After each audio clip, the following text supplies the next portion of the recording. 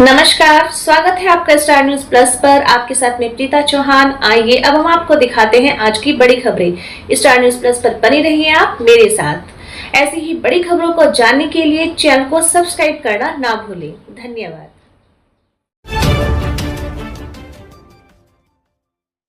सरकार के 8 वर्ष पूरे होने पर लगा सेवा सुरक्षा सुशासन मेला। उत्तर प्रदेश सरकार के 8 वर्ष के सभी योजनाओं की उपलब्धियों को बताते हुए जनता को सरकार के माध्यम से बधाई दी।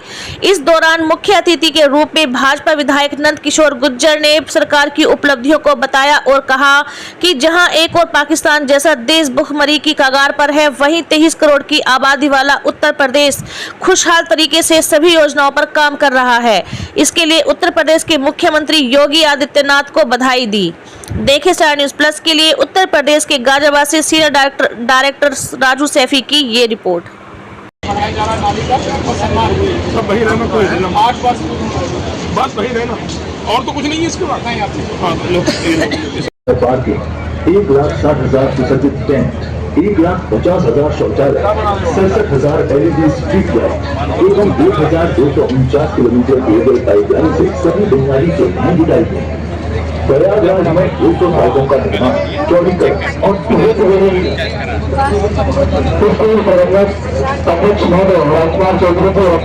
इतनी बड़ी स्कीम दुनिया में कहीं भी नहीं है।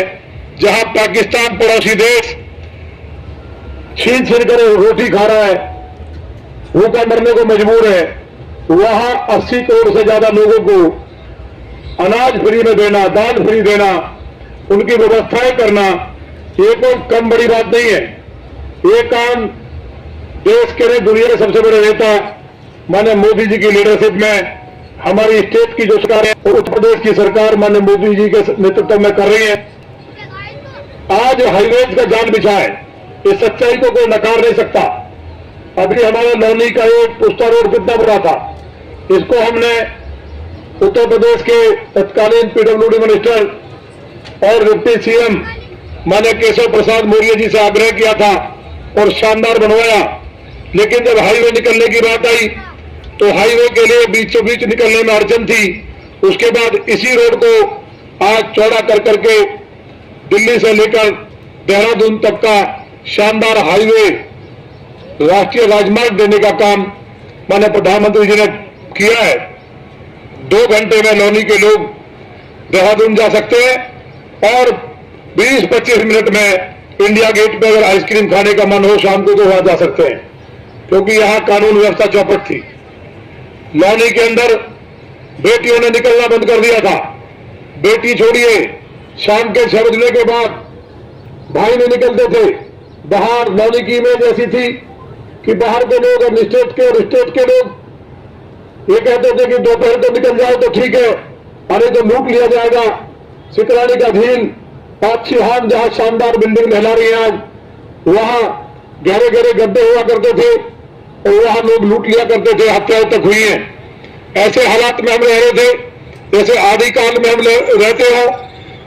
माननीय योगी जी की सरकार में 1 लाख रुपए के हैं, जहां धर्मेंद्र भाई रहते हैं। भगवान श्री राम की भव्य रामकथा चल रही है।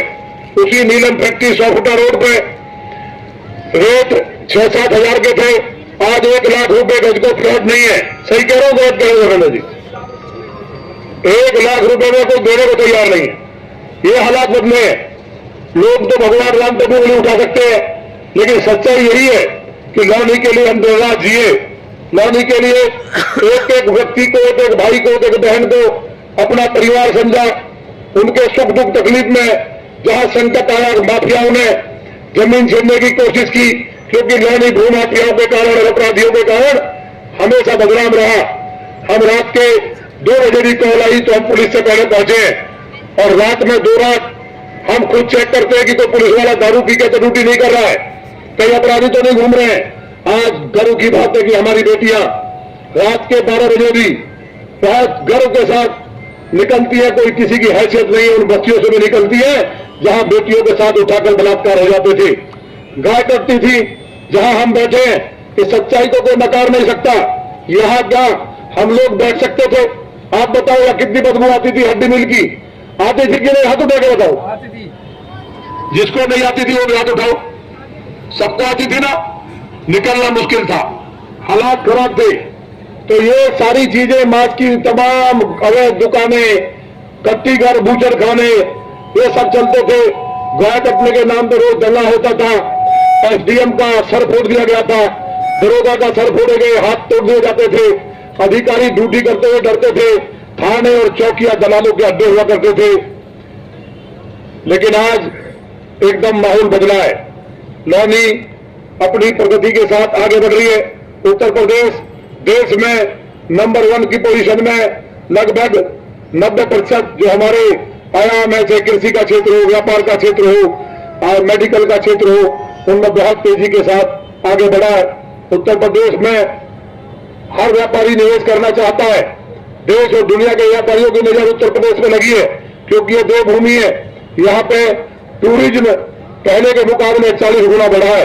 ये तमाम चीजें उत्तर प्रदेश के विकास के लिए जो जरूरी थी,